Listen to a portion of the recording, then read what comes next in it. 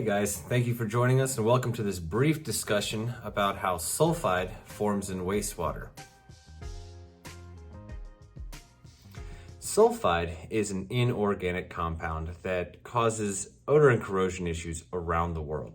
It is one of the most expensive elements for us to take care of in the wastewater industry, and it's a constant thing that plagues just about everybody. And now an inorganic compound is most often associated with something that is not living. It is a single element where a carbon is not bonded to a hydrogen molecule. More often this is like table salt or diamond or silver or sulfur. An organic molecule is most commonly associated with a living organism, like DNA. This inorganic molecule, sulfide, starts off as sulfate, which is SO4 double negative. Sulfate, in an environment where the dissolved oxygen, or DO, is less than 1 milligram per liter in wastewater, runs into a bacteria called sulfate-reducing bacteria, or SRB. Sulfate-reducing bacteria normally consumes the readily available oxygen, but as soon as that DO, or dissolved oxygen, drops below 1 milligram per liter, it then looks for the next source for food, and that source is sulfate.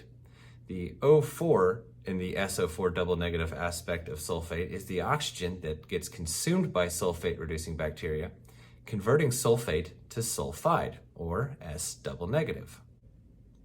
Sulfide in wastewater also generates hydrosulfide, or HS negative. Hydrosulfide in the presence of oxygen and with the right pH then generates the most well-known form of sulfide, which is hydrogen sulfide, or H2S.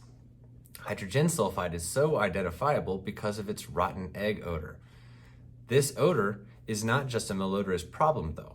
It also, at parts per million of 500 or greater, can be lethal by shutting down your brain's ability to control your respiratory system. So unless you have someone there to breathe for you, you will die. At 250 parts per million, your olfactory nerve shuts down and you can no longer detect odors. OSHA recommends you spend less than 8 hours in 20 parts per million or less. Between 10 to 20 parts per million is the zone, and where OSHA says you should not spend more than 8 hours in that. Even in lower parts per million, below 10, you can still get an ongoing headache that can be very discomforting and something that you don't want to experience any prolonged exposure to.